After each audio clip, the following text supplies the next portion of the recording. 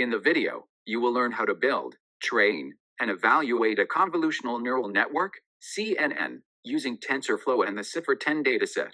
By the end of this tutorial, you will have a working image classifier that can identify 10 different types of objects, like cats, dogs, airplanes, and cars. Let's start by importing the necessary modules. We'll use TensorFlow for the model, Matplotlib for visualization, and NumPy for array operations. This code loads the Cipher-10 dataset from TensorFlow. The dataset contains 60,000 color images divided into 10 different categories such as airplanes, cars, cats, and dogs. The load data function automatically downloads the dataset if it is not already available on your computer. The images and labels are split into two parts. Xtrain contains 50,000 training images that the model will learn from, while Ytrain contains the corresponding labels for those images. Xtest contains 10,000 testing images, and Ytest contains their labels. These testing images are used to evaluate how well the trained model performs on data it has never seen before. This code creates a list of class names that correspond to the numerical labels in the Cipher-10 dataset. Each image in the dataset is assigned a number from 0 to 9, where each number represents a specific category. By storing the category names in a list, we can easily convert these numerical labels into human-readable labels. For example, label 0 represents an airplane, label 1 represents an automobile, and label 3 represents a cat. If the model predicts a label of 8, we can display ship instead of the number 8, making the results much easier to understand. This list is commonly used when visualizing images or displaying model predictions, allowing us to see the actual object category rather than a numeric code. To visualize the first 9 images from the Cipher-10 training dataset in a neat 3x3 grid, so we can better understand what the data looks like before training the model. First, PLT figure fig size equals 8, 8, creates a blank plotting area with a size of 8 by 8 inches, which gives enough space to display multiple images clearly without them looking too small or crowded. Then a loop runs from I equals 0 to I equals 8, meaning it will go through the first 9 images in the training dataset. Inside the loop, PLT subplot 3, 3, I plus 1 divides the figure into a 3x3 grid and places each image into one section of that grid. The lines PLT's ticks and PLT edix remove the axis numbers, and PLT grid false turns off the grid lines so the images look clean and more like actual picture tiles rather than charts. Next, PLT imshxtraini displays the actual image from the dataset. Each image is taken directly from the training data. Finally, PLT's label class names, Ytrain, I0, adds a label under each image. Since Ytrain, I0, is a number between 0 and 9, it is converted into a readable class name like airplane, cat, or truck using the class names list. After the loop finishes, PLT show renders the full grid on the screen. The Cipher-10 dataset has 60,000 color images, 32 by 32 pixels across 10 classes: airplane, automobile, bird, cat, deer, dog, frog, horse, ship, truck. The model works in stages. First, it uses several convolutional layers to scan the image and automatically detect important visual features such as edges, textures, and patterns. Early layers detect simple features, while deeper layers learn more complex patterns. After each convolution step, max pooling layers reduce the size of the data, keeping only the most important information. This makes the model faster and helps it focus on key features instead of unnecessary details. Once the image has been processed through these feature detection layers, the data is flattened, meaning it is converted from a 2D format into a 1D format so it can be used for classification. Next, the model uses fully connected, dense layers to analyze these extracted features and learn how they relate to different output categories. Finally, the last layer produces probabilities for 10 possible classes, and the class with the highest probability is chosen as the model's prediction. The summary function is used to display the overall structure of the model, including each layer and the number of parameters it contains.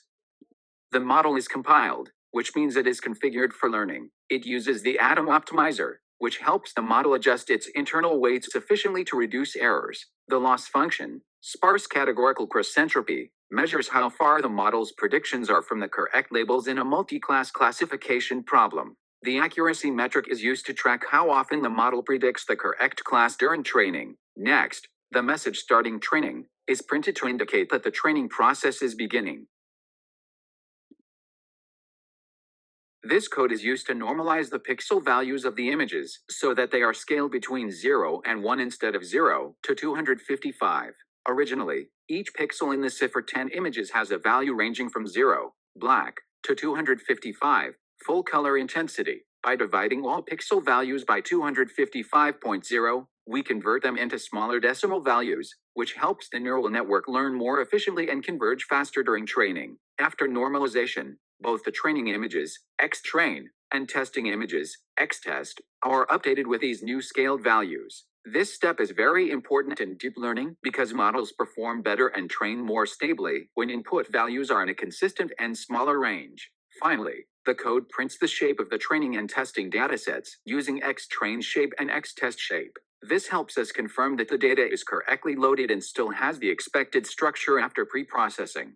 For cipher 10, the training data shape should be 50,000, 32, 32, 3, and the testing data shape should be 10,000, 32, 32, 3, meaning we still have 50,000 training images and 10,000 testing images, each size 32x32 with 3 color channels. This code is used to evaluate the performance of a trained machine learning model on a separate test dataset that was not used during training. The purpose of testing on unseen data is to determine how well the model can generalize to new examples, rather than simply memorizing the training data. The model evaluate function runs the trained model on the test inputs, xtest, and compares the model's predictions with the actual labels, ytest. During this process, the model calculates two important metrics, loss and accuracy. The loss value, test loss, measures the prediction error of the model, with lower values generally indicating better performance. The accuracy value, test ACC, represents the proportion of test samples that the model classified correctly. The parameter verbose equals 2 controls the amount of output displayed during evaluation, providing a concise summary of the testing process and results. The training and validation accuracy plots provide a visual representation of how the model's predictive performance evolves throughout the training process. By tracking accuracy at each epoch, these graphs help determine whether the model is successfully learning patterns from the data and improving its ability to make correct predictions. The validation accuracy, in particular, serves as an important indicator of how well the model is likely to perform on unseen data. Similarly, the training and validation loss plots illustrate changes in the model's prediction error over time. A decreasing loss value generally indicates that the model is becoming more effective at minimizing errors and optimizing its predictions. Comparing training loss with validation loss allows for the assessment of the model's generalization capability and helps identify potential performance issues. Together, these visualizations provide valuable insights into the learning dynamics of the model, including its convergence behavior, stability, and overall effectiveness. They can reveal whether the model is learning efficiently,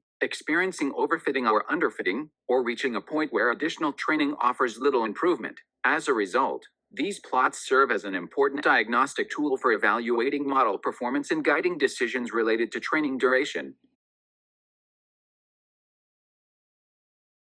A single image is selected from the test dataset using a specified index. The selected image is stored for prediction, and its corresponding true label is retrieved and converted into a human-readable class name. This allows the model's prediction to later be compared with the actual category of the image. The selected image is reshaped by adding an extra dimension to represent a batch containing one image. Deep learning models are designed to process multiple samples simultaneously, so even when predicting a single image, the input must be formatted as a batch. The processed image is passed to the trained model, which generates prediction probabilities for all possible classes. The class with the highest probability is chosen as the predicted label, and the highest probability value is used to calculate the model's confidence level in the prediction.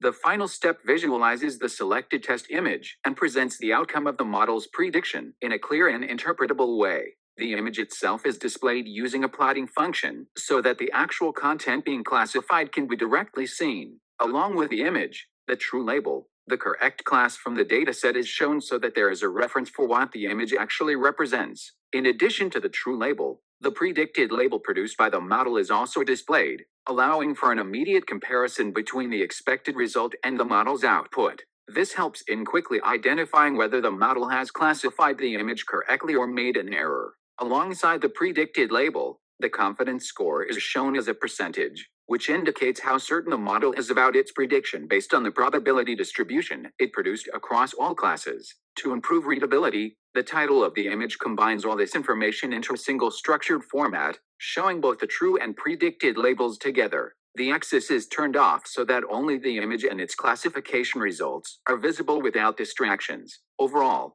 this step provides an intuitive visual evaluation of the model's performance on an individual sample, making it easier to understand not just what the model predicted, but also how confident it was in that prediction and whether it aligns with a ground truth. This tutorial explored how to build, train, evaluate, and test a machine learning model using TensorFlow, including how to monitor performance with accuracy and loss graphs, and how to make predictions on individual test images to understand the model's real-world behavior.